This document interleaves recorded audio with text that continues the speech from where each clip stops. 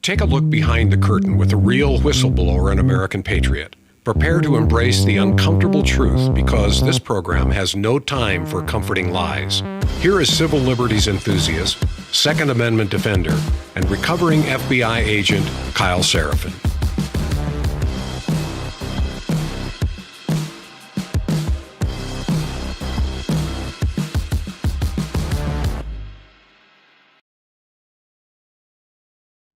Well, hello, my friends. You got to hit the unmute button if you want to be able to talk to the folks out there. Thanks for joining us today for today's program. Today is the Kyle Seraphin Show, brought to you by Patriot Protect and Patriot Coolers. And it is August the 20th. It is a Wednesday.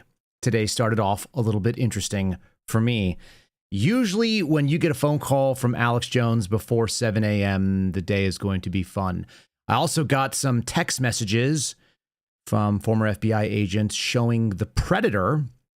You guys know the Predator. He's the alien hunter character that has the dreadlocks and whatever, and the little rocket blaster thing on his shoulder, was hunting Arnold Schwarzenegger in the jungles and all that kind of thing. The Predator holding a human skull and examining it. And I went like, oh, well, what's going on out there? It turns out that CBS put out a piece yesterday that we're going to cover today, and the Suspendables were prominently mentioned. That's not surprising since I gave an interview about it, but I did want to make sure that I led with that thought, and I had to show it to my kids, and they're like, what is that? I said, well, that is a predator holding a skull. It is a recognition that that dad is out there taking scalps, which is not a nice thing to tell your kids. We're going to be covering sort of this inability of Democrats to message a very important topic, law and order. We're also going to talk about sort of the strange narrative shift. And then I guess the main topic that bothers me is that people are starting to catch on that bitching about slavery, there's no other way to say it, using the word slavery, talking about racial grievances, and trying to make something stick in a historic setting. If you're trying to talk about how there's a racial grievance and that it's justifiable in the year 2025, when we literally have museums dedicated to injustice, when we have memorials dedicated on federal space to the injustices that happened in slavery and the civil rights movement afterwards. If you try to make that stick, you're going to find out that you're all by yourself. And I think that's what people on the hard left have realized, that this narrative that they've been able to push, and it did get picked up, and it did get some traction, and it's been holding over people for slightly over a decade, that in the era of mass media, social media, and the ability to communicate with real people, then you can debunk it really, really quickly. And as you walk out there in the world, you just go, oh, you can talk about slavery, you can talk about racial injustices, but that's not real. That's why you're getting these so-called like black fatigue movements. That's why you're seeing people even on the in black communities that are just going like, why are we lying about this? And so I found that very fascinating. It was a lead story over at MSNBC. It was a story from NBC. And so we're going to talk about that. And then sort of just the uptick in trying to push any kind of psyop on the American people can be debunked so quickly that it's not actually effective. It can't be effective because the only way the psyop works is when you have very, very low information. We are slowly transitioning, I think, out of an era of low information, quote unquote, experts. I'm going to talk about sort of the Dunning-Kruger curve, if you guys are familiar with that, and where that leaves us when these people are out there trying to push nonsense that you can't actually follow up with. So before we do, let's talk about the folks over at Patriot Protect. I suggest to you guys, if you are not doing something about your digital data, you are basically asking for an eventual disappointment. We use patriot-protect.com/KYLE. That's the company, Patriot Protect. Patriot-protect.com/Kyle. 15% off for the annual membership or the annual subscription if you use my name. Make sure you're putting that name in so you don't lose any money on this. It comes down to a couple of dollars a day. And what are you trying to do? You're trying to keep your emails. You're trying to keep your address, your phone number. You're trying to keep your personal information, things, people that you're connected to, that you're related to, out of the people search data broker websites that basically put it all up there to get clicks and sell advertising. And the product is your information. It may not be totally private information. It's just personal information. And when someone has that information, they can pretend to be you. They can pretend that they are a company that does business with you and get things like your information on a weak moment, or you're driving, you're distracted, you're busy. We could all become victims of this. And statistically speaking, it's not really an if you're going to be targeted at some point. The question is when. If you want to try to delay that as long as possible or take your name out of the stack, make yourself a harder target, go and check out my friends at patriot-protect.com/KYLE. Again, it's pennies a day. It's dollars a month. It comes down to, I don't know, 80 or 90 bucks a year. It's a pretty easy thing. It's a 1 cup of coffee if you're a Starbucks type, or if you're a Dunkin' Donuts or whatever it is. What are the other ones? Dutch Bros, something like that. If you spend coffee 1 time a month, you can basically not do that and keep your name out of the pile out there. Check out my friends over there so you guys protect yourself. Don't make yourself a scam victim. What I don't want to see is people responding later and telling me, oh, yeah, I got scammed by something and here's what it was. And we do see that all the time, including in my own family. All right, let's get into today's program, see what we can talk about, and I'll show you some of the skulls that we collected metaphorically.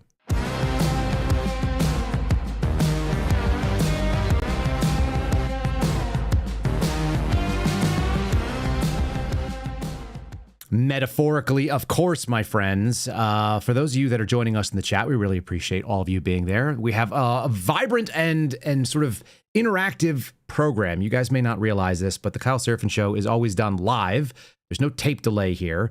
And so we've got people joining us in chat on both YouTube, where you can come and find us without ads if you want to get it streamed right away, or you can join us over on Rumble. Same story. If you watch the show live, you don't have to deal with that. If you watch us over on X, you can actually participate in the chat as well, and it should actually bounce back and forth, so the folks over on YouTube will see it as well. We're not able to integrate everything together, only because Rumble is a slightly inferior platform. It may be where the base of our audience is, but it is frustrating. So yesterday, we talked a little bit about the co-directorship in the FBI. And let me retouch that real quickly. I'd like you guys to have like a real strong sense. Let me begin it with a question. If you were doing your job well, at wherever it is that you do your job, if you were satisfying the requirements of your job description, if you were doing the work that was assigned to you in a satisfactory manner, would you ever expect to find someone sharing your job with you? Wouldn't that be a little bit demoralizing? Would it be a little bit concerning that somebody is now sharing the duties and responsibilities of the job that was meant for one? That's part one. The argument is that if you're doing the job well, then you don't need another person to do it. And if you're claiming the job is too big for you, then possibly you're not the right person for it. I had someone write me at 2 a.m. last night to let me know, this is not the first time we've had a co-director of the FBI, a co-deputy director. In fact, in the 1980s, we had three. We had 3 executive assistant directors. Who cares? Last year, we had 6 executive assistant directors. I'm correct in saying there's never been a co-deputy director. There have never been 2 people filling the job of the deputy director. What you guys probably don't know is the FBI org chart, which I wouldn't expect you to.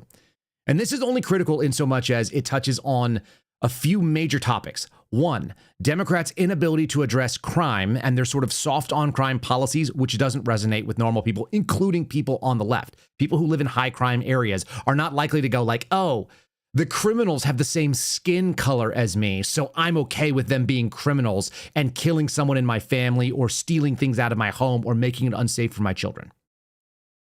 All right? So that's part 1. That doesn't make any bit of sense. Real simply put, the FBI org chart looks like this. It's a straight line down until you get to what used to be the executive assistant director level, but that's not there anymore. There's Kash Patel at the top. There's Dan Bongino directly below him, and below that is a guy named William Rivers. That's the 1, 2, and the 3 in the Bureau. And theoretically, Bongino handles sort of like operational side of the FBI, and Rivers handles the administrative side. So they're, it's like number 2 and number 2.75. They're not really a true number 3 because he does handle a lot of stuff. And it used to be that you had all these branches, and the branches were called executive assistant directors. To try to make a technicality out of this is silly. It's very simple. That a man who was the highest elected law enforcement officer in the state of Missouri has been tapped to come in and join the FBI to do the job with another guy who was already laid out as being competent, and he's only been there for 6 months.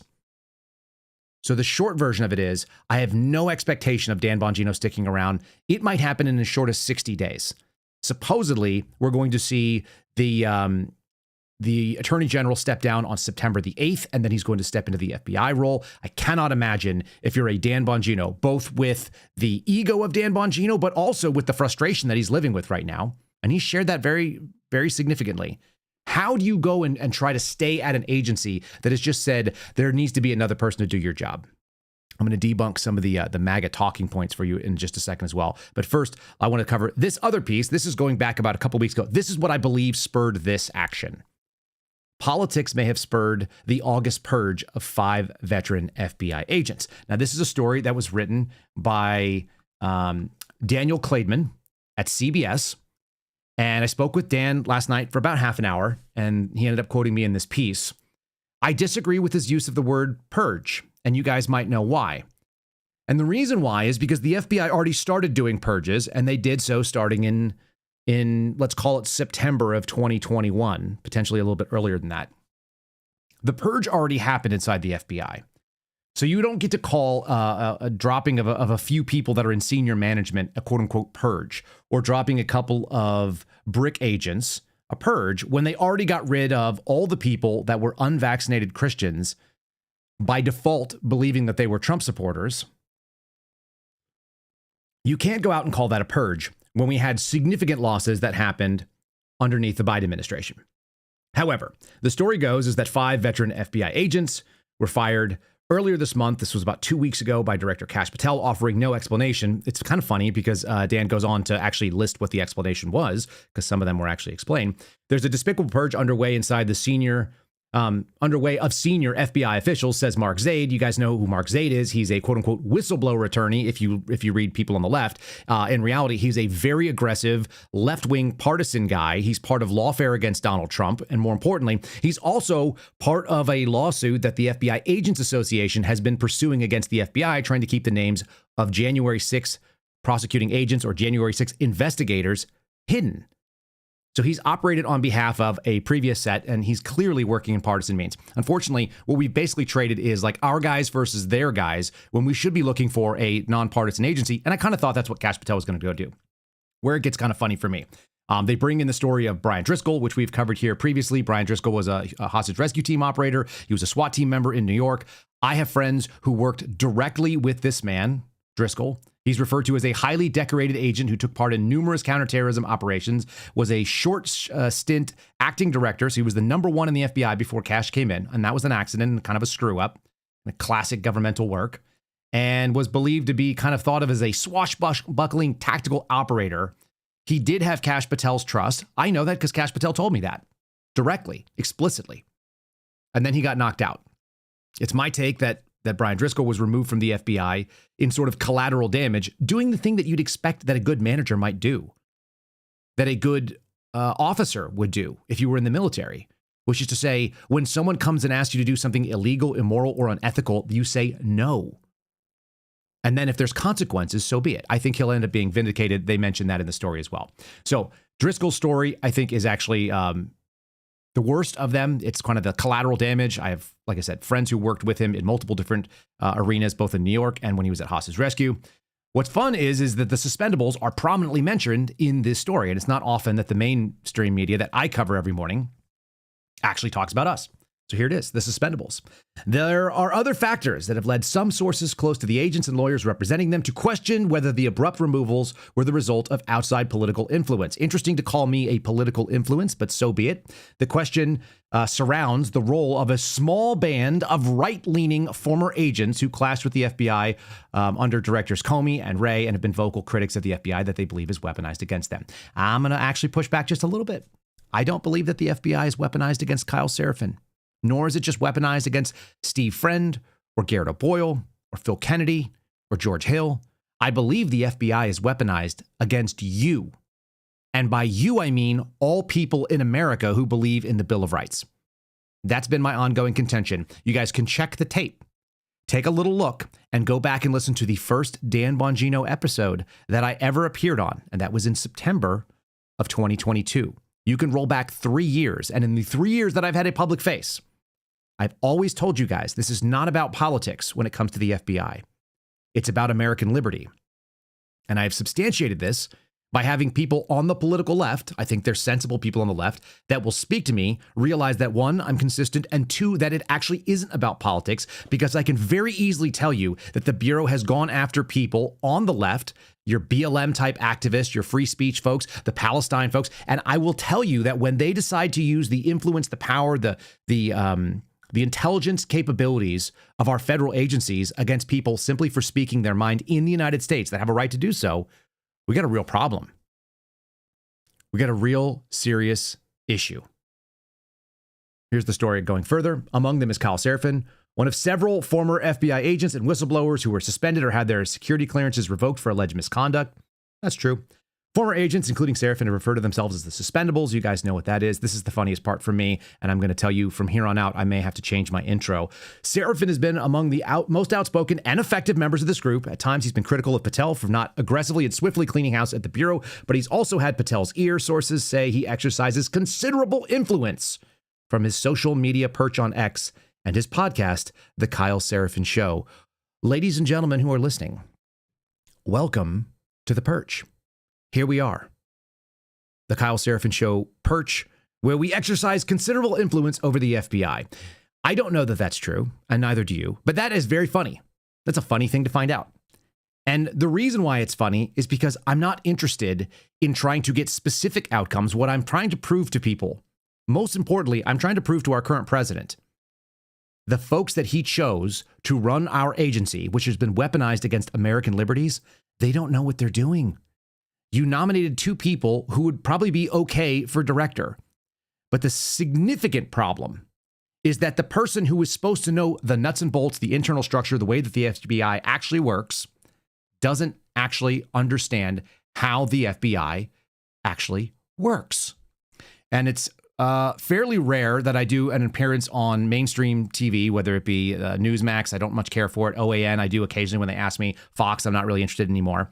A lot of these things are so partisan. I want to give you guys a little taste of something that I shared. And forgive me, the audio and video are out of sync on the OAN side. It's one of the worst things that they do. They have a studio that's like across the country, so they have these weird lags when it comes to audio and video. But I want to play for you what I shared with Chanel Rion last night. I want to show you the message that's going out, not just on this podcast, but that we're trying to put out to a broader audience, simply to let people understand that we're pointing out that the current people in charge of the Bureau don't know what's going on in the Bureau. That dynamic of FBI director should run and give policy, and FBI deputy has to know how to make that policy happen and has to know the people he's asking about it.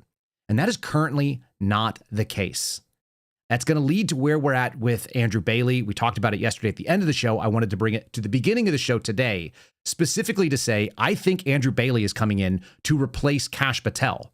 I think Dan Bongino is a foregone conclusion. He already told us he was miserable. He already told us that he was, quote unquote, divorced from his wife. For those of you who have ever been on a stint away from your spouse because of work, you don't use the word divorced. That's a real serious problem. And I don't wish anyone's marriage to fall apart. It certainly shouldn't fall apart over the FBI.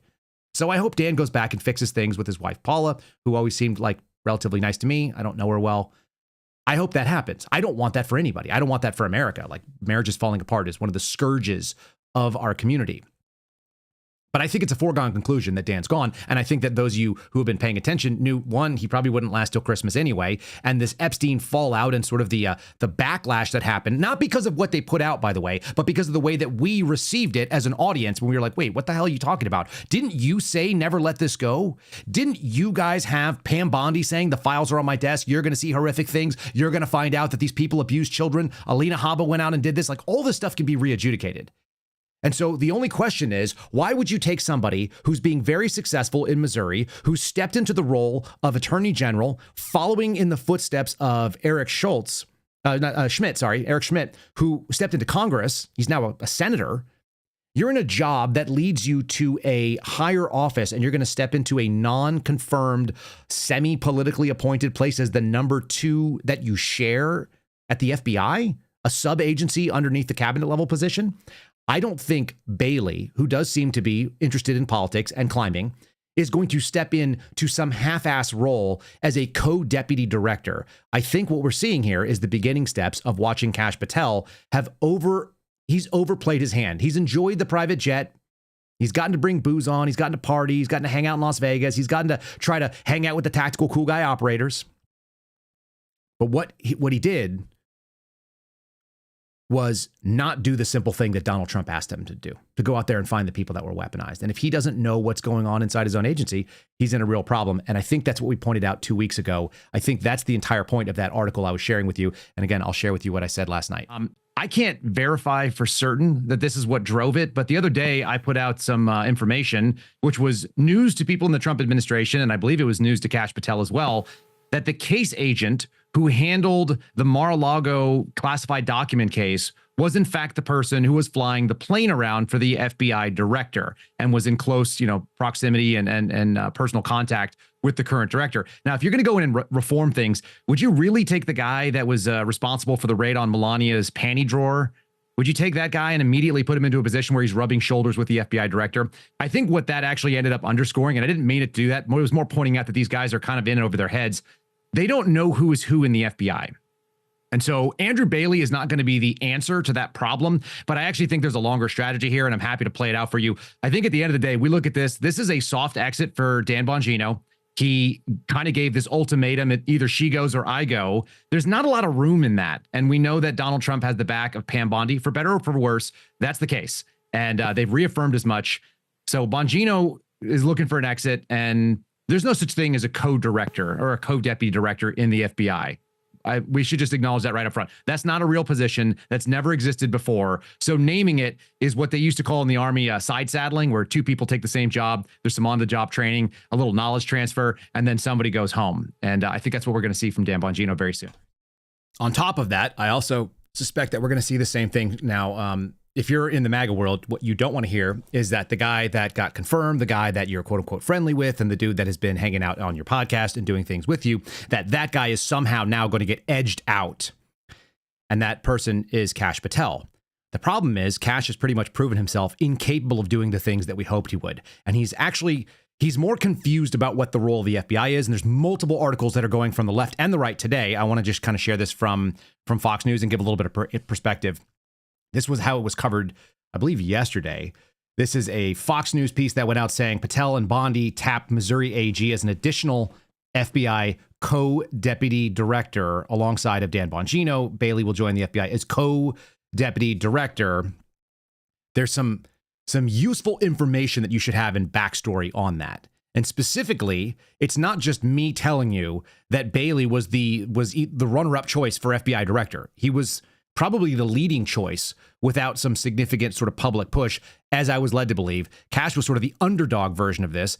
And Steve Bannon, who, for better or for worse, I'm not a big Steve Bannon fan. I never have been. I think he's a propagandist. Anybody who makes their entire personality about one guy who's about to be out of the presidency, this is like the entire quote unquote war room idea, is that it's like, how much can we talk about how much of a genius Donald Trump is left and right? And I just find it kind of off-putting. But he does have access and he does have knowledge, and he's running around and hearing the same things that I obviously heard. He's taken some different opinions on it. Here he is talking about Andrew Bailey real quick. Okay. Huge news, breaking news right now, just coming across the wire. Missouri Attorney General Andrew Bailey has just become the co-deputy director of the FBI he'll work alongside Deputy Director Dan Bongino.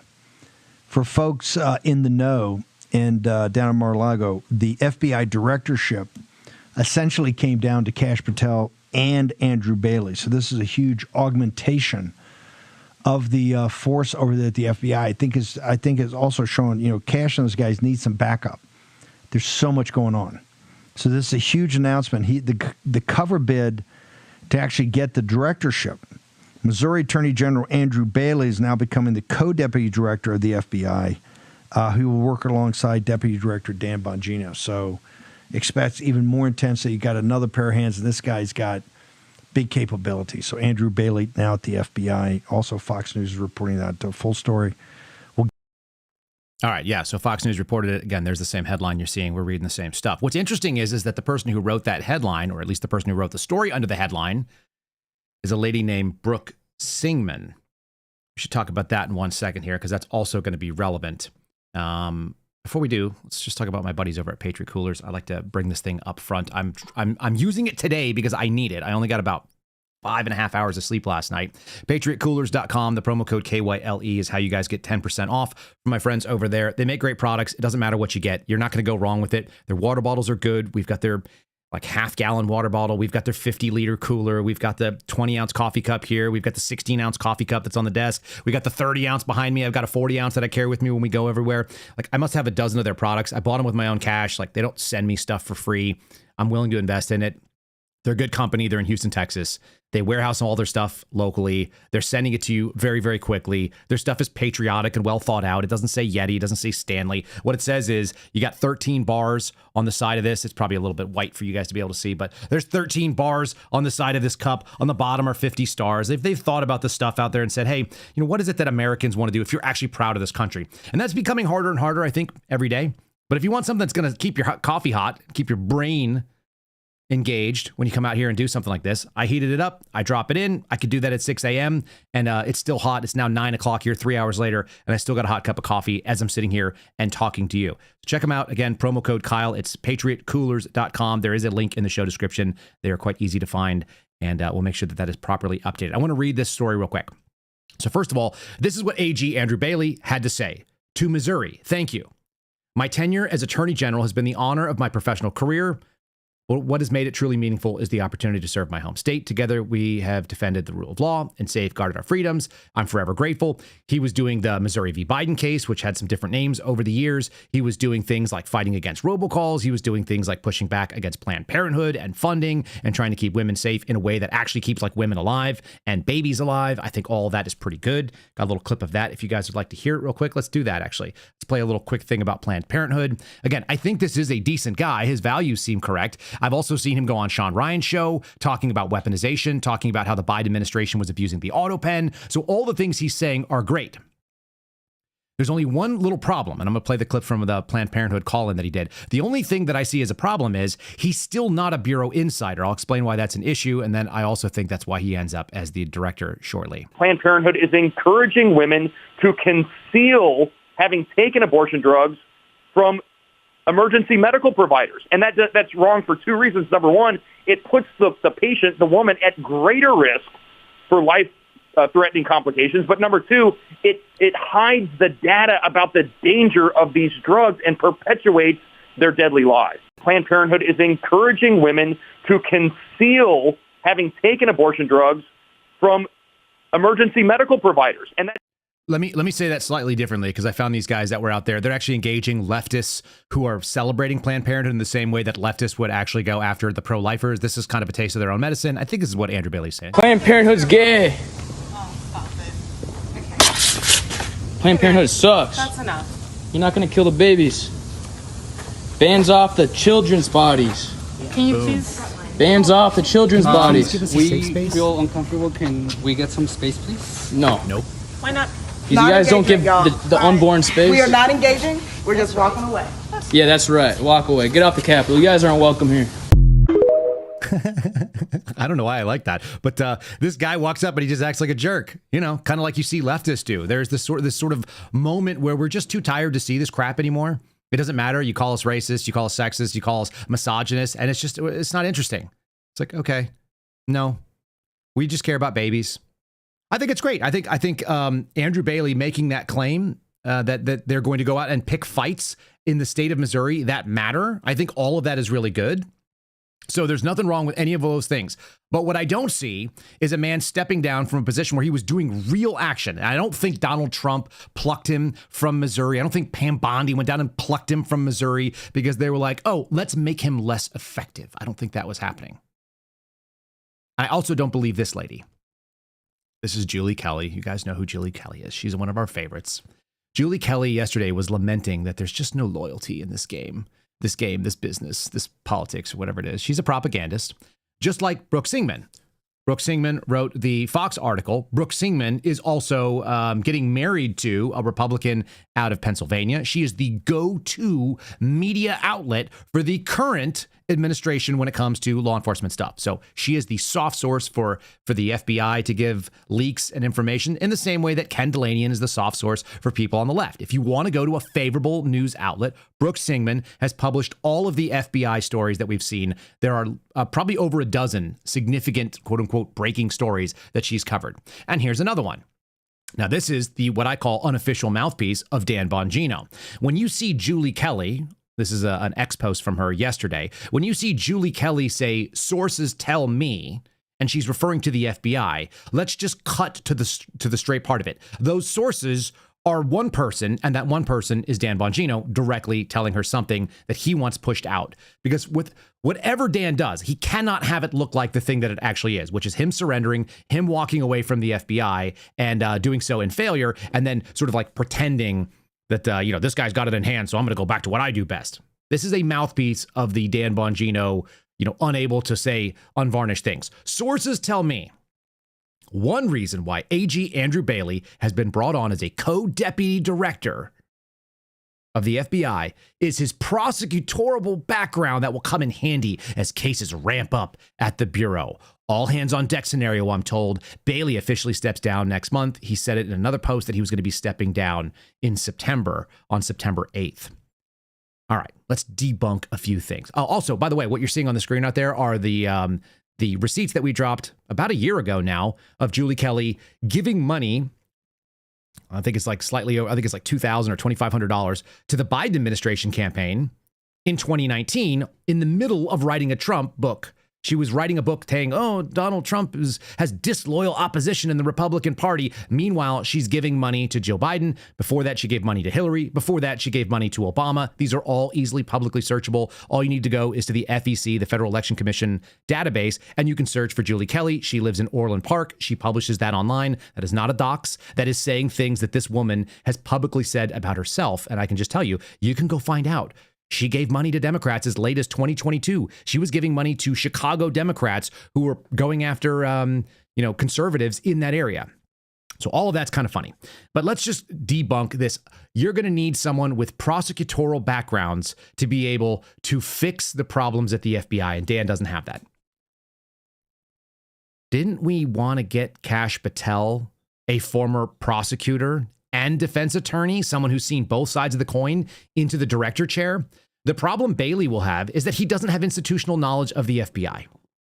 And that's really simple. When you've worked at a company for a long time, think about any company you've ever worked at. You know who had a little spat 5 years ago if you've been there. Let's say you've been there for 20 something years. And a lot of the people that are in the management have been there for 20 something years. So that's kind of a different animal than most private companies. But imagine that you know all the dirt. You know who dodged an internal investigation. You know who got an HR allegation but was able to pay off, the accusation, and it went away.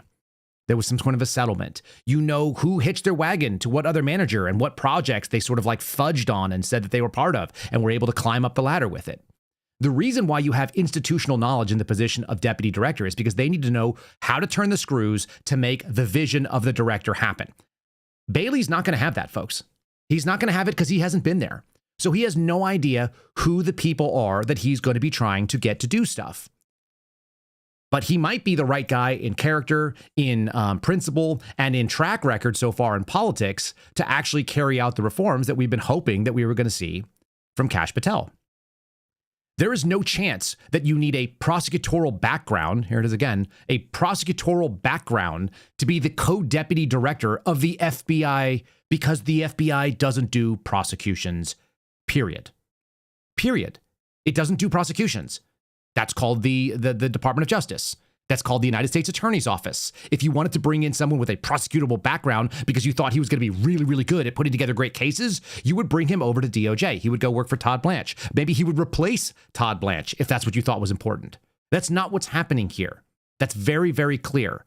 This is made up. This is spin. So all we're doing is we're trying to set up, and again, it's coming from someone who's basically been running propaganda for quite a while. I didn't realize how bad it was over at, what is this, Real America's Voice? I don't think I've been on there in a very long time.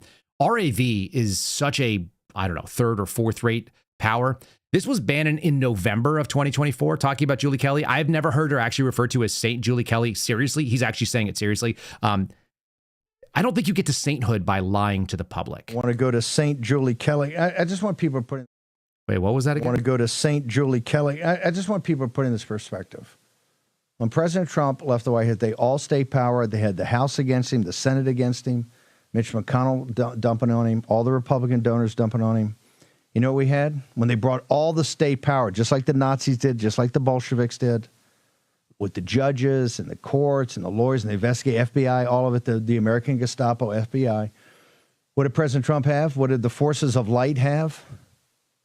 We had a woman that's not a lawyer. That's Julie Kelly, going into courts and seeing this J6 stuff and saying, this is not right. We had Mike Davis, one man who started a group, Article 3. We had Boris Epstein, and Boris will tell you, couldn't even get lawyers, the big law firms, because the clients came to the lawyers and said, you can't work with Trump and Bannon. Okay. Julie Kelly, not a saint. She's not a lawyer. She's never worked in law enforcement. She doesn't know what she's talking about, let's say 6 times out of 10, which is far too many times for you to be, quote unquote, a reporter. She's absolutely atrocious to January 6ers who wanted to get their story out. She's gone and tried to physically threaten. She's like 5'9" and kind of mannish looking. She's tried to physically threaten people that are friends of this program, like Steve Baker, which is really weird because at the end of the day, even if you look like a transgender person, it doesn't mean that you are actually a man.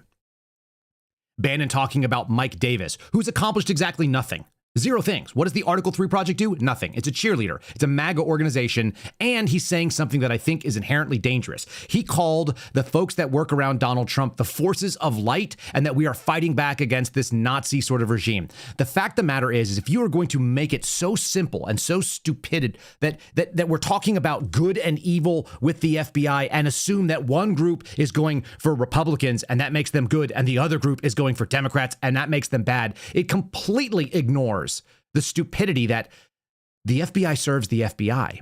And I'm reading a piece here today, which I wanted to cover. This is from Ken Delanian. So we've gone to the sort of the other side of the Julie Kelly type, grift, soft thing. This is what Brooke Singman does for the right. Ken Delanian does for the left. He wrote an article that actually shows that neither side know what the hell they're damn talking about. And it's so tiring to watch. This is what I feel like we're trying to do. And this is why the suspendables draw fire from both sides. That's why I actually very much appreciate that that Mr. Clayman called us right-leaning. That's accurate. We're right-leaning. We're actually like far right compared to Trump and MAGA and most of the other things. Maybe the rest of you are as well. We're aggressively conservative, unapologetically so. That's not what's going and being attacked by the FBI. The FBI is serving the interests of the FBI. So let me read this real quickly. Trump is turning the FBI away from investigating terrorism and corruption. Sources say staffing cuts and a no focus on violent crime will leave fewer resources for the agency's other goals. Well, right away, I can tell you that the quote unquote other goals of the agency are almost exclusively against the constitutional interests of Americans. That is going to be very easily shown. Now, what you're seeing on this picture is also stupid. You have 2 federal agents wearing kit and gear that doesn't make a lot of sense. It's brand new. That is the brand new issued stuff that's only been out for like a year or 2. They're carrying equipment in ways that they can't access. There's a tourniquet behind that guy's gun hand, and I don't think you can probably reach back and activate it. I used to carry a tourniquet on the rear, but it was for like if I was face down somewhere. You carry a tourniquet on the front if you know what you're doing. The FBI was once known for taking down gangsters like Bonnie and Clyde, but in recent years, its targets have been more like the Boston Marathon bombers, who, by the way, got away with the bombing. You guys remember that, right? The FBI tries to tell you that tyranny is necessary, that all of these illicit sort of spying operations, that 702 is required, that they need to go out and run intelligence investigations where they can pull all of your data, they can pull your phone records, they can pull your financial transactions, and they need to do that in advance so that they can prevent terrorism with no evidence that terrorism is being prevented. Again, the Boston Marathon bombers got away with dropping explosive devices at a major gathering in a left-leaning city, which does go to the left's problem with enforcing crime. That's going to be covering a little bit later. After the September 11th attacks, this is accurate, then Director Robert Mueller recognized and reorganized the Bureau around national security and intelligence. I think that was the worst thing that ever happened. It was the wrong lesson learned. The top priority was stopping another terrorist attack on American soil. That's not possible. You can't do that. That's a tyrannical mandate. We've covered that ad nauseum at this program. But if you're new here, I want you to understand that the minute that you say no American will die from terrorism is the mission of our national security apparatus, That is the minute when you accept that your constitutional liberties, your right to speak freely, to practice your religion, to say things, to be a dissident, to gather and protest, and to be able to, petition for a redress of grievances, to be free from government searches and seizures without a warrant. Those all go away the minute that you accept that a mission of no American dies from terrorism on American soil. And that is the lesson that our national security apparatus learned. And the FBI is a big problem that did it. Again, I don't think that Patel or Bongino or Bailey lack an understanding that that is problematic. But the means of which you actually turn that animal around, you have to know who is inside the agency that you are working against. You're talking about 20 plus years of people who are entrenched in that idea that came up under Robert Mueller, that came up under Jim Comey, that came up under Christopher Wray, none of whom varied the path. And now you have Kash Patel, who's doing some clown-like behavior and wearing a badge and flying around to Las Vegas and hanging out with his girlfriend and going to USC and we're so back, baby, and all that nonsense. But none of that addresses the underlying issue that the FBI is an investigative agency and you are still allowing intelligence investigations to happen. They actually touted that they have something like 800 intel investigations going on right now this year, and they were super excited about it. Dan Bongino went out and touted it. And they're also telling you that that is their number one priority. Again, I played this yesterday. I'm going to play it again. This is the priority. All of these things are national security concerns. This is what is flooding the zone in the director's suite right now. And that is not what the FBI that you probably voted for, a return to law enforcement, should be doing. To that, too, because what the director's saying is right. You got to remember, we come in the morning, there's a portfolio of 100 level 10 items. If it's a level 9, which is a pretty big freaking deal, someone else fixed it. The only thing that gets to my desk or his is a level 10. That's the entire day. Look at his schedule any given day. I'll show you the palm card I have. It is filled from 7:30 to he leaves 7 at night, 6:30 at night. It's filled all day. We just can't focus on one thing. You want New York to go boom? DC to go boom? You want an OC organization to go hack into some cyber network and crack all of Fox News' holdings? One, I don't care what happens to Fox News. That's their job. They should do their own cybersecurity, hire some good people. But let's be really, really serious about what he said. Do you want New York to go boom? Somebody used those words and said that to him. If you don't maintain the status quo, if you don't keep doing the things that we are doing, that we've been doing, then you're going to be the reason for the next 9/11. You're going to be the person who has to deal with this. Who sets the priority of what's a 9 or a 10? They're already set by the FBI, right? Who set those meetings? If you're the deputy director of the FBI, you call meetings. You don't get called to meetings. And yet these guys are being handled by the folks that do this professionally. And their entire career is already based on you have to continue what you're doing or you're going to be a failure. You're going to be removed. And what did he say? We can't just focus on one thing. Well, we actually only elected Donald Trump to come in regarding the FBI and the DOJ to do one thing. To de-weaponize this animal, to defang the attack dog. And he just told you they can't do it. And you're not going to get it from Patel. They've all been handled. They are being handled. I don't blame them because they don't know what they're looking at. They need someone inside the FBI or somebody with FBI knowledge. I saw our chat earlier said, you're looking for a unicorn. No, I'm not. I know people who could do this job. I'm not one of them, but I know how to assess what that person is. And if we're being fair, so do these guys. You need somebody with 20 years of experience who is retired and showed backbone against it. You probably need someone who's been removed for a whistleblower activity, who had 15 to 25 years inside the FBI as an agent and worked in the major offices. They need to have time in either Washington Field, New York, or Los Angeles. Maybe a side runner would be Miami. That's the fourth biggest one. They need to have spent time in the headquarters units. They need to have worked under and seen the people who are currently the section chiefs, the people that are the assistant section chiefs and the unit chiefs. Needs to know what an assistant director does, what the deputy director's job is. Needs to have an opinion about the previous deputy directors. I guarantee you, if you took Dan Bongino before he started that job, he couldn't have named to you the last 3 or 4 FBI deputy directors off the top of his head. Because it's not his agency, and I don't blame the guy for it. But you put him in an unwinnable situation, so it's obvious he's going to leave. And you're now putting Bailey in the same exact unwinnable situation. He can't win because he doesn't know the things to win, but he might make a better director. And I do think that's what's coming down, because I don't think that they blew it. I don't think they did. I've already given names to people, including Kash Patel, including the Trump administration, who would be favorable choices, who would do this in a short period of time, 6 to 9 months. It could be almost done by now. And they would burn all the friendships they have in the prior FBI because they won't have any colleagues because they would upset people on both sides. You don't need a conservative or a MAGA loyalist to come in and be the FBI deputy director. What you need is a constitutionalist, somebody who understands what the left and the right boundaries are. And by the way, Ken Delanian doesn't seem to get that. So neither does Kash Patel. They're both wrong. From the left and the right, they're wrong. And this is the classic problem of standing in the middle saying, listen, I know more than you do about this one thing. We're going to get to the end of that in a second here. Here's where it goes.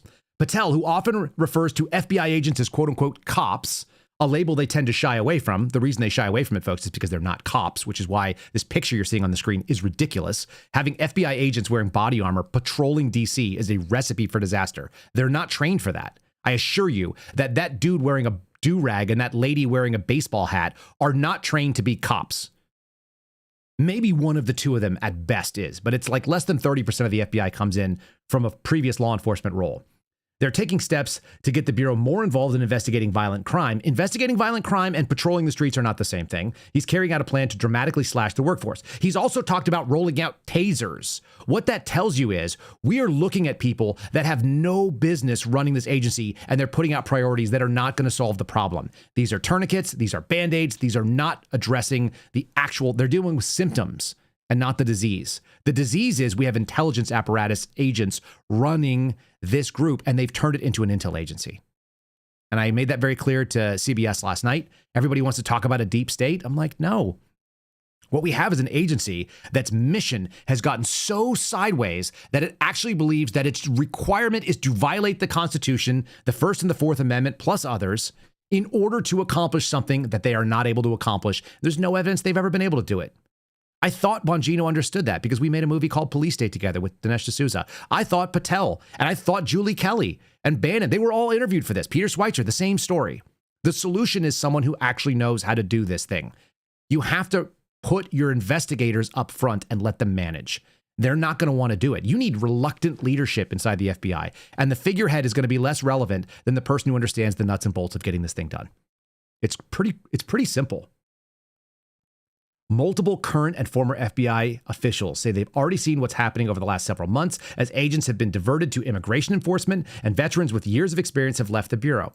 Some of that's not bad. But yeah, immigration enforcement is not what the FBI ought to be spending its time doing, but they're chasing stats because the FBI is still subservient to the old metric system that they were always subservient to, which is called integrated program management. Again, something that me and the guys have made Kash Patel aware of.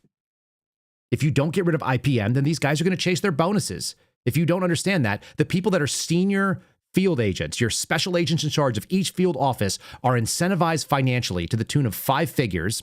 Let's call it somewhere between like $20,000 and $60,000. It varies depending on the size of the office and the size of the year and how senior. But these people will make like a significant chunk of their salary, 10% or more, in a bonus based on hitting numbers, and those numbers include arrests. So if they get a bunch of illegal aliens arrests, those are super easy to get. And it's better to do that than it is to go out there and do real investigations. Again, Federal Bureau of Investigations, the word is right there. The problem is you've got the NBC national security and law enforcement contributors. This is Rob D'Amico. I don't know who he is, but it doesn't matter. He said, this is putting the nation in jeopardy. They seem to be making national security threats secondary. Correct. That's right. Because you're not going to be able to stop national security threats. There's no evidence you have. In fact, what there is evidence of, and we showed it in the movie Police State, we showed it with guys like Dan Bongino and Julie Kelly contributing, is that they go and they manufacture these things.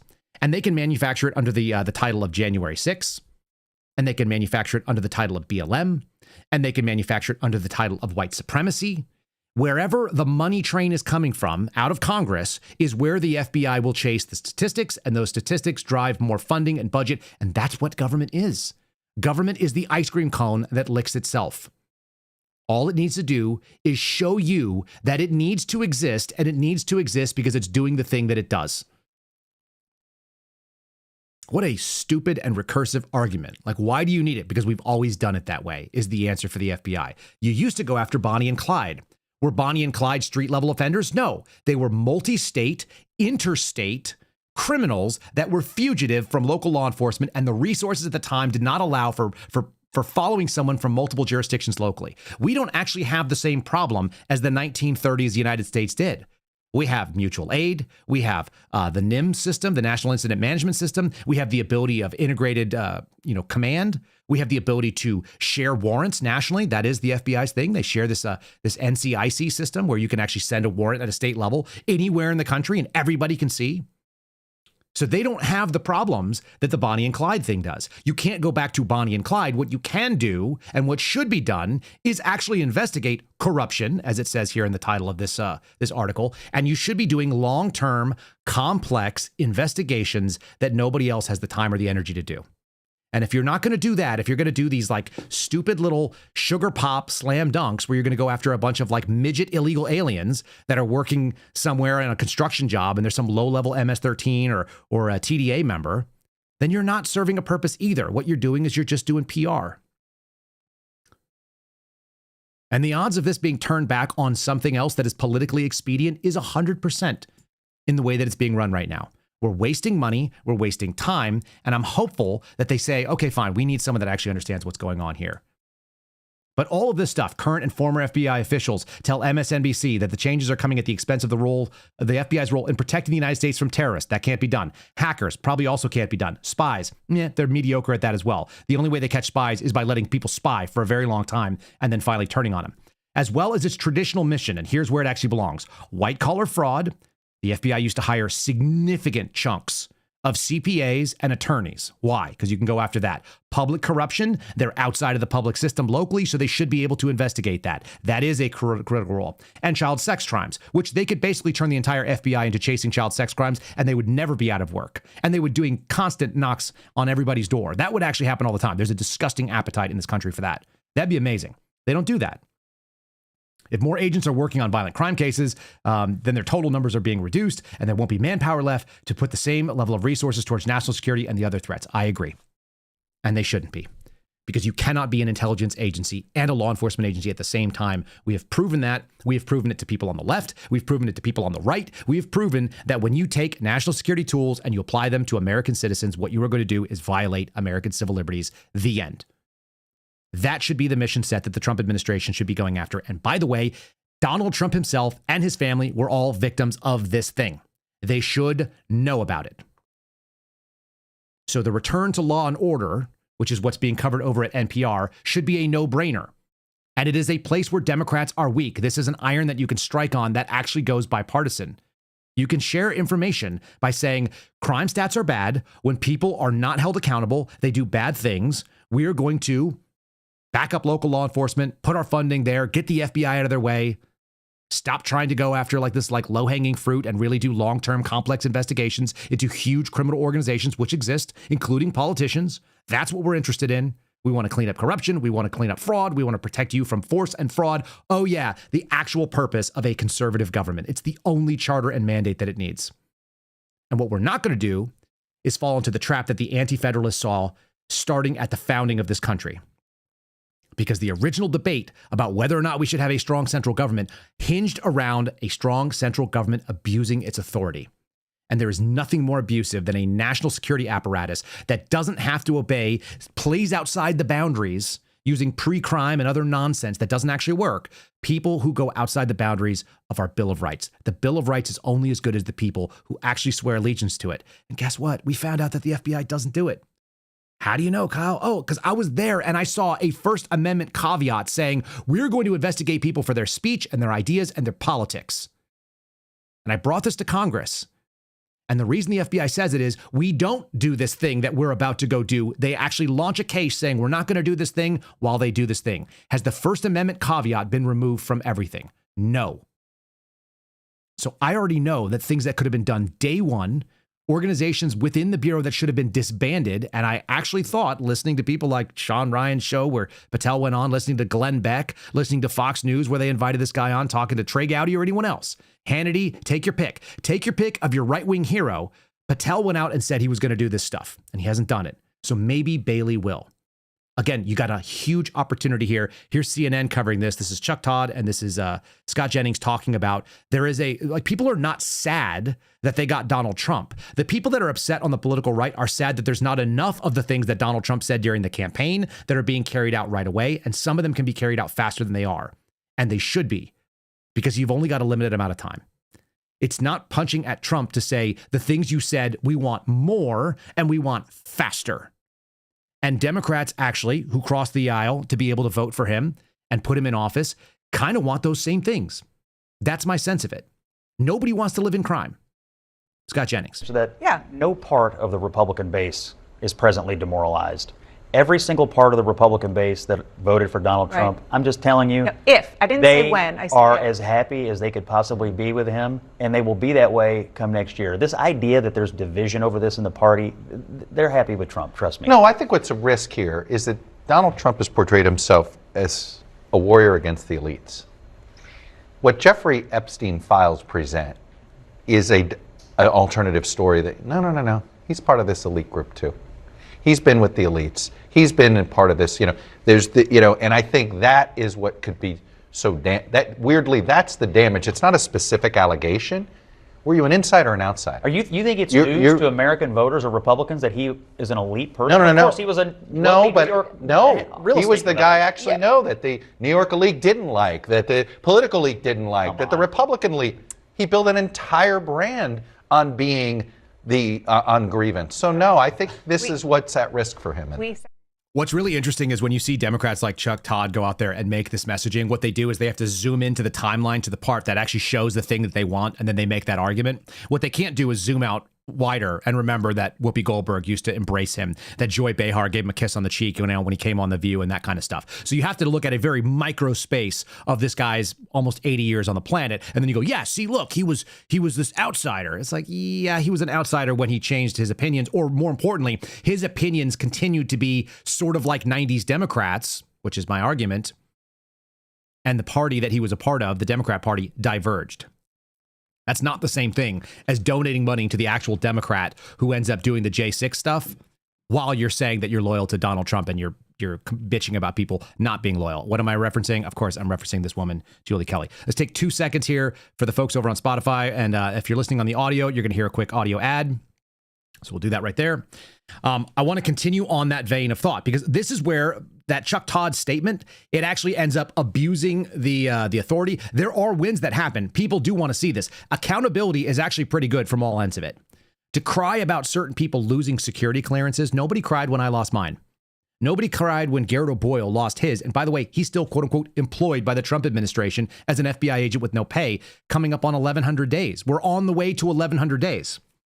Almost 20% of this was actually under Donald Trump's leadership.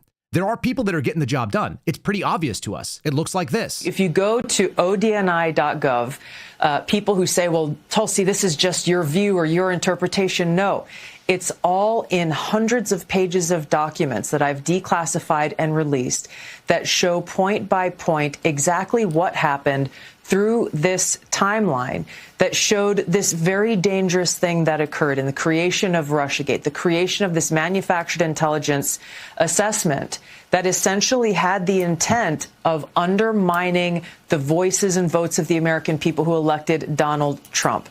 They were not happy with the outcome of that election. And so they created this politicized, weaponized piece of fake intelligence that, as you mentioned, then went on to serve as a foundation for everything that came after, the multiple investigations, the years-long Mueller investigation, 2 congressional impeachments, investigations in the raid at Mar-a-Lago. The list goes on and on. The list does go on and on. She's completely right about that. Her group, the Directors Initiative Group, or the Directors Intelligence Group that's working the DIG, that's over at ODNI, is doing that work. But let's be real clear about what's happening. It is being presented to you to say injustice happened, but you are doing it in a non-investigative role. Intelligence agencies don't have the ability to prosecute. Even the FBI can't prosecute. It can investigate and not prosecute. So you're seeing Tulsi Gabbard, as the Director of National Intelligence, laying out a case that these are all the bad things that were done. She's not a prosecutor. It's not being done by Pam Bondi. It's not being done by Kash Patel. It's not being done by Dan Bongino. The reason is because they're not going to actually prosecute this stuff, and they cannot. They can't. What they can remind you of is things were done very poorly. We have a problem in this country. We saw politicization. The statute of limitation is, broadly speaking, done. Some of the things they did, by the way, as much as you hate them, were legal. They were done under the authorization of the president or people who were delegated by the president to take such actions. So you're getting all you're going to get out of there. Let's accept that. The best thing you can do is not point out how the weapon was created or point out how the weapon works. The answer is dismantle the weapon. So at the very best case scenario, they don't build it again. But in the worst case scenario, they have to reassemble the damn weapon to come back after you. And that should be something that people on the left and the right can agree on. Americans in general should say, hey, we sort of believe in due process. We believe in fundamental fairness. We believe that no one should be above the law. We believe that elites shouldn't get a second-tier justice. It's the reason why you saw such major backlash against the Epstein story, because it was played up, whether it was real or not, whether there is actually anything there or not. And I don't know, and neither do you. I heard people say things. I heard people that are in positions that are in authorities, like the Attorney General of the United States said that there are significant numbers of victims, that there's all this sort of sexual abuse, that it was abuse of minors, right? We heard Alina Habba, who represents as a spokesperson for Trump, who's been this sort of like surrogate, was on the campaign trail, saying, I don't know how you would not be shocked to find out that all these elite people were involved in this evil. She might have been talking out of her ass. It's totally possible, right? We can agree on that. But they made promises. Americans on the political right and the left both agreed on the same thing for different reasons. People on the left are like, gotcha, Donald Trump is a bad guy. People on the right were like, you cannot have elite people get away. That's not what we campaigned for. That's not what we voted for. De-weaponize, make the system of government more fair, and more importantly, pull this intel apparatus out of it. We don't want blackmail operations going on. We don't want elite pedophiles running things. We don't want people who are involved in corruption having a say in what happens to regular people that don't have a voice big enough. And that's the funniest maybe piece about this whole story that was put on by CBS. Kyle Seraphin influencing the FBI from his social media perch and his podcast, The Kyle Seraphin Show. How funny is that? I'm just a guy sitting in a house in like the suburbs outside of Austin, Texas. And we have tens of thousands of people that listen to the show, which is not very big, by the way. That's not very many people. The audience of our administration is in the millions. The millions didn't have a voice. They were pissed off about it. The movement that people wanted to see was de-weaponize this animal. And the reason why that has stuck and why I think it crossed the boundaries from left and right and everybody kind of looked at it and went like, man, can you just stop with this nonsense, is because the left abused their position. They didn't do things that were reasonable. They acted in a way that's inappropriate. They destroyed words like sexism and racism and misogyny. They abused it. They called wolf so many times that we actually got buy-in from people on the left that said, yeah, I don't see it. I'm sorry. I go out every day in my neighborhood and I see people of every skin color. There are Hispanic Americans, they're Americans, but they have whatever Latin origins. There's black guys, there's black women, there's Indian people. Some of them are just from India. Some of them have been here for a while. They talk like Kash Patel. What I don't see is regular increased systemic racism. It's not everywhere. It's not pervasive. And what I think they did, they being the left, they being the media organizations, is they pushed a narrative as long as they could, and they actually found out where the end of that rope looks like. And that's how you end up with this silly kind of story that was just put out about how the Smithsonian is, they're getting attacked for their story on slavery. The story on slavery is the entire story. And it's like, no, it's hundreds of years old. And we have moved on from it. The people who were actually, quote unquote, suffering from the Jim Crow, they were more conservative than today's society. Probably people on the right that are benefiting from all the policies that existed in America. We're all probably more left leaning and more less bigoted. They were less bigoted than we are today. I think I articulated that. I'm going to play you this clip about how that got done. It got done by this repeating of the same phrases over and over again and putting it into places like the Smithsonian where it looks like it has some substance. The propaganda machine activates to move forward, right? This is the point that if you repeat a lie enough times, it becomes true to people. Right up until eventually they realize, like, you know what, my personal experience jives with everything that you're saying. It jars my sensibilities to try to believe it. So I can't. Here's CNN having this discussion about like the trending of the words like white supremacy, by the way, FBI funding on that, slavery, same story. These ideas that there's racial grievances in the United States and that's what's dividing us. That's not your everyday experience. That only happens through algorithmic boosts and it happens through media narrative. And here it is. Starting around 2011, 2012, sociologists started to notice a shift in white liberal opinion polling to where white progressives became more extreme in their views on race than Black and Hispanic Americans. And they called this, the sociologists did, called it the Great Awakening. And when they postulated, where did this come from? Why did white progressives suddenly start obsessing over race in a way that was actually far to the left of where Hispanic and Black Americans were on this issue? They found that the media had shifted radically how it talked about these issues. So for example, in 2010, the words white supremacy were mentioned 75 times in the Washington Post and the New York Times. But the media is different from museums. In 2020, the words white supremacy were mentioned 700 times in the Washington Post and the New York Times and 2,400 times in NPR. The word racism, 4,000 times in 2020. The words white and racial privilege from 2013 to 2019 grew by 1,500% in the New York Times and the Washington Post. And the word slavery itself exponentially skyrocketed as a percentage of words. I'm offering this only to suggest. I understand. I'm just wondering what do you think is the problem with talking about slavery, white supremacy, racism, et cetera? Yeah, the problem is STFU. Shut your effing mouths about it. Because nobody here on this planet lived through it. Nobody here is dealing with the direct implications of it. Nobody alive today in the United States that's an American citizen. Well, maybe there's some people from like Africa that came in. You didn't own slaves in this, and nobody here that we're dealing with was a slave. At least not in the chattel slavery sense of the African slave trade that they're crying about. It doesn't happen. It hasn't happened in so long that we are now making up fairy tales about it and you're pushing it. That is what the illusory truth is, by the way, folks. The effect, we've done entire shows on this in the past. You can go back and look them up. The illusory truth effect is repeat a lie enough times that people actually believe that it's true because they don't remember where they heard it. And what we deal with regularly now is this Dunning-Kruger effect. I'm showing it on the screen right now. If you've never seen it, allow me to describe the graph.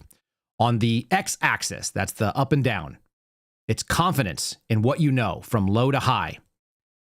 And on the y-axis, is that right? No, sorry. The y-axis is the up and down. The x-axis is left, right. The x-axis is knowledge in the field from low to high. So again, on the bottom, moving from left to right is how much you know. And going upward is your confidence in how much you know. It starts off with not knowing anything. And then you learn just a little bit. And you immediately skyrocket, and most people self-assess to know everything. It is sometimes referred to as the peak of Mount Stupidity. I've read a couple of stories on Pacer. I don't know anything about law enforcement. I have no degree in this thing. I have no formal training. I have no personal experience for years in the field. I'm not an attorney. I'm not a paralegal. I haven't even watched a lot of court cases, but I know who Judge Judy is. I know everything. I'm going to go out and make an entire thing about this, aka the Julie Kelly types, aka the Candace Owens types. Know so little, learn tiny bit, think they know everything. And what you learn is that the wisest people in the world who are very, very accurate in knowing a bunch of things about a very small topic because they spent their whole life on it. What do they find out? It's really complicated. I know enough to know that there is way more than I know. That's what this curve shows. There is a moment of despair when you start learning enough about something where you're like, I will never learn all of this. I will never be able to because there's too much information. You know, Socrates talked about this. People that were considered to be the fonts of Western thought went out there and said, essentially, the more you learn, eventually you learn that you just know nothing in comparison to what can be learned. We're surrounded by these sort of media influencer types that are quote unquote experts. To be an expert in today's day and age is to be at the top of that first peak. I know a little something about it, and so I'm going to go out there and I'm going to tell you it. I've had people hit me up in our comments and say, I agree with you about many things, Kyle, but what I don't agree with you about is Candace Owens. Candace Owens is a national treasure. She's brilliant. She's great. She knows what she's talking about. Candace Owens is a dipshit. There's no question in my mind. I watch her say things that are the dumbest things that you could say. The base of knowledge that she should be operating from is too small to make the claims that she does. And I'm going to give you a couple examples. If you guys are not following, I think his name's Nate Livingston over on X, you're missing out on some of the funniest things that this woman has said. The problem with saying a bunch of stuff is that eventually someone might play it back to you. And if you can't acknowledge, like, hey, I'm dumb, I don't know what I'm talking about, I went over my skis on this thing, then you're going to end up looking like this lady. Here's evidence one of our experts are at the peak of Mount stupidity. But I find myself not so shocked because I know the pieces of history that they are trying to hide and the lies that they're telling, kind of recasting people that have been terrible as victims. That's like one of the moves. And of course, the world is quite literally a stage. By the way, I always wonder where that expression comes from. Can you look it up, Skylar? The world is a stage. Where is that from? I actually don't know where that's from originally. That would be interesting to see. 2 minutes later. Oh, it's Shakespearean. All the world's a stage. Interesting. Very interesting. I might have more to say on that later. I might have more to say on the fact that all the world's a stage and we are but players on it, right? Like, isn't that kind of the quote? You don't know that's Shakespearean? You don't know the basis of like Western culture from which you got like this expression, which is, what, a couple hundred years old? How are you going to be able to go out there and make comments on things when you haven't read sort of the basic understanding? You haven't read the building blocks. It's not good. It's like when I used to ask my sister something. My sister has she has a master's degree. I think she's working on a PhD right now. We don't really talk that often. My sister couldn't tell me what decade, by the way, there are two in the 20th century. What decade did the war in Vietnam take place where the United States was involved in it? You had two options, right? 60s and 70s. You could have picked either one of them. You got a 20% chance of getting it right if you were to just choose. And you should probably know that there are Vietnam veterans who are alive, so that should limit it. Nope, couldn't do it. How about World War I? She couldn't do that. World War II, couldn't do that. How are you going to tell me that Hillary Clinton is the right answer for America today if you don't even know what America did in the last 100 years, let alone like Western history that led up to it and the ideas that are being espoused? If you don't know the philosophical roots of the arguments you're making, if you don't know that there's been literary discussions about why all the world is a stage or what he was saying or what the context was even, you just heard a little like series of lines and then you just said it. Oh, very interesting. After I think about this, because I have no idea what the hell just happened to me, I just admitted to my audience that I don't know like basic stuff. Embarrassing. This is the same woman out there telling us that she thinks the military secretly and quietly runs America. I read yesterday that if you had the basic knowledge that many people used to have, this was the upside of a decent high school education, which they've clearly taken away from the American populace. If you had the basic knowledge that a high school graduate would have, let's say 50 years ago, then they wouldn't be able to sell you some of this crap.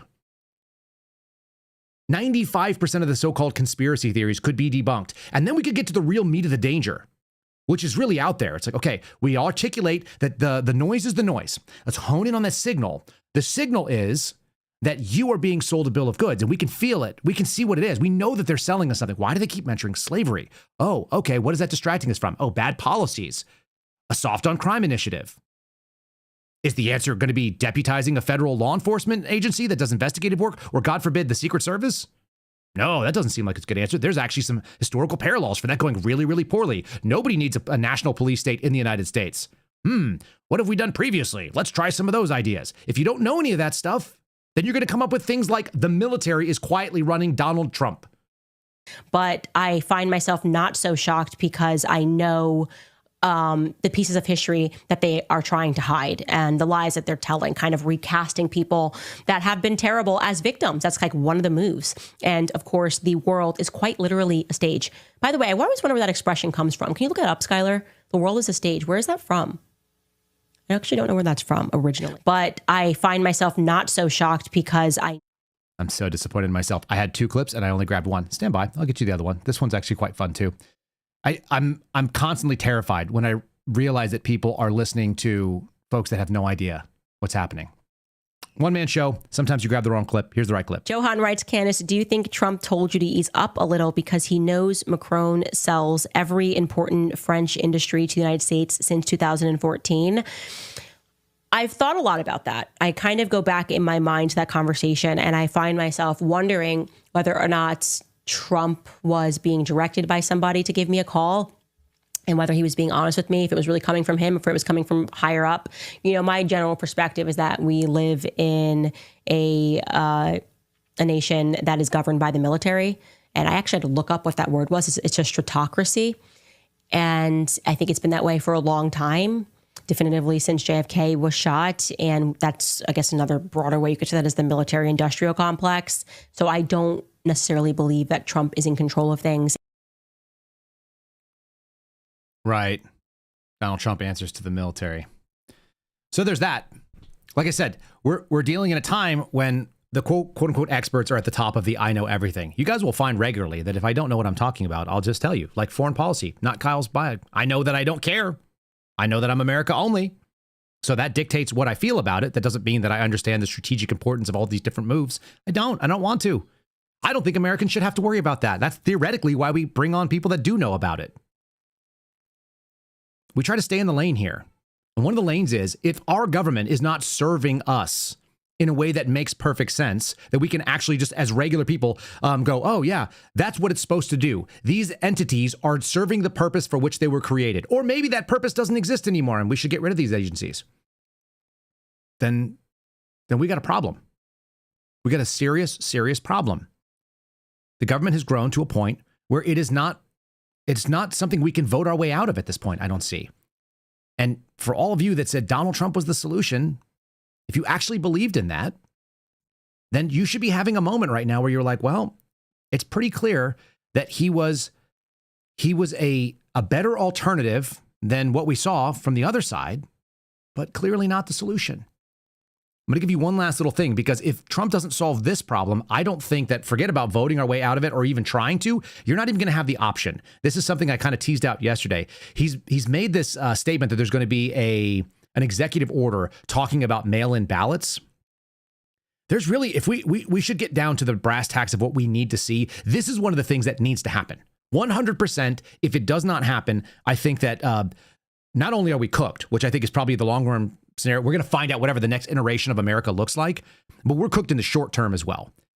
Listen to this question that this journalist throws out. And by the way, they do it when they're trying to like derail him because he's talking to Zelensky and he's trying to do the peace accord thing in Ukraine, which I could care less about. But they want to know about mail-in ballots and his statement about it, which I think was totally and utterly reasonable.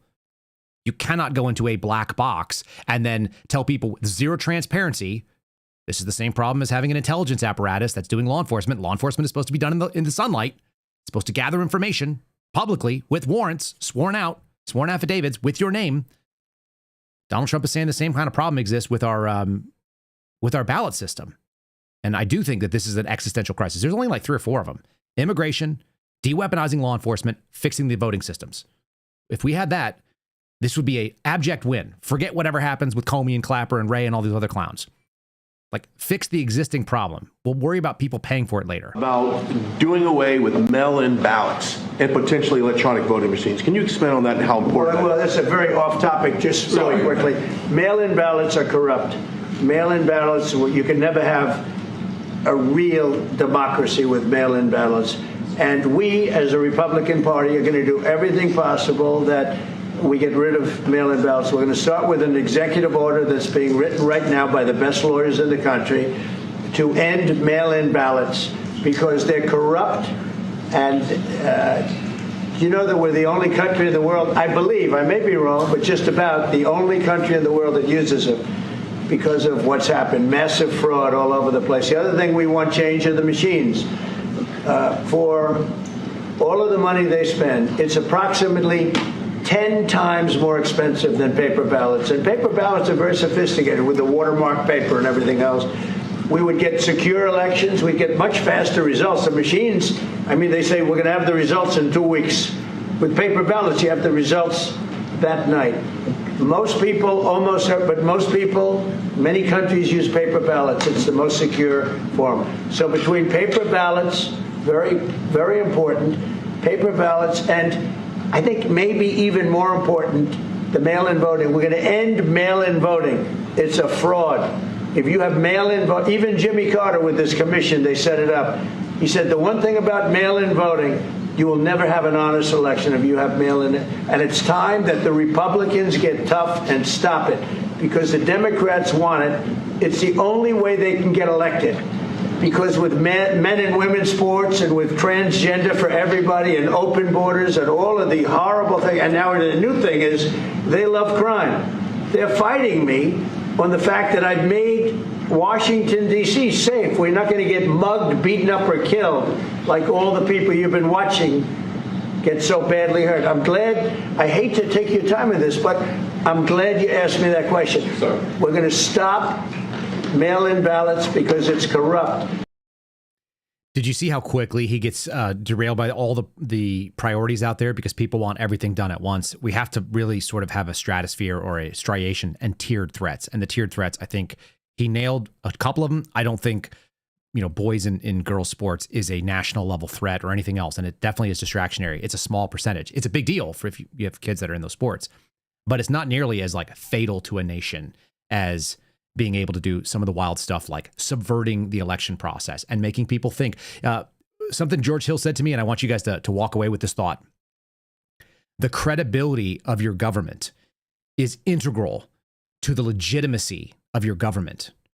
And that's where we're at right now with no credibility. We have people that say things that are obviously not true. You can see it with your own eyes, and it doesn't matter whether it's about Epstein or whether we're going to go fix the problems in D.C., but we're going to do it with a federal police force. That's illogical. The issue is that you have a corrupt and weak DC Metro PD, which is run by people who don't seem to do the real thing. If you don't have credibility in the space you're working in, you don't have legitimacy. And when you don't, then you end up in a revolutionary time where people get really, really hurt. I think that's the biggest thing to focus in on. It concerns me that we constantly are distracted by that laser pointer, and I'm guilty as much as anybody else. If we don't hone in on those things of credibility, and how do you do that? You get reasonable people voted in that we believe it. The priorities of the American people are carried out with the tools that need to be done. National tools solve national problems. Local tools solve local problems. Federal agents don't solve local crime. That's the end of the day. All right. I saw the chat this morning. You guys were fun. I saw a lot of people with some disagreements on the various things. That's what we're trying to do. Let's think about it. You don't have to agree with everything that Kyle has to say. I hope you don't. It'd be weird if you actually agreed with everything. If everything that comes out of my mouth is also your thoughts, you may need medication. That's all I'm going to say about that. We should have healthy disagreements. We should all be able to kind of come at it with a skeptical perspective. Don't just take anybody's word for it. Speaking of that, speaking of healthy disagreements, I'm going to be on with Alex Jones. I have absolutely no idea where that's going to go, but if you guys want to watch this afternoon, you can find that on Alex Jones on the X stream at Real Alex Jones. You can find it on the InfoWars stream and so on. And if you're listening to this after the fact, you might want to go back and look for that because those are always a good time. My most intellectually demanding interviews are always with Alex Jones. I have absolutely no idea where he's going to take it. I have no idea what he's going to say, and I'm probably not going to be able to co-sign on all of his conclusions. But that's what makes it fun. Two people who don't necessarily agree on things that see some of the same stuff. Thanks for joining us today. I appreciate you guys. Thank you for your attention. Thank you for caring about America enough to look out there and try to be educated so you can make your own good decisions and not be at the top of that Mount Stupidity. That is a real thing. Go look it up. Until tomorrow, which will be another opportunity for you guys to check out my buddies on the AMRAD, another perspective where we don't agree on everything. We're going to sign off here from the perch of social media and the Kyle Seraphin Show, influencing the FBI direct via this microphone from Liberty Hill, Texas. I hope you guys have a fantastic rest of your day, and God bless you. We'll see you soon. Thanks for listening to the Kyle Seraphin Show, streamed live weekdays on rumble.com/Kyle Seraphin. Follow Kyle on Twitter, Truth Social, and Instagram at Kyle Seraphin.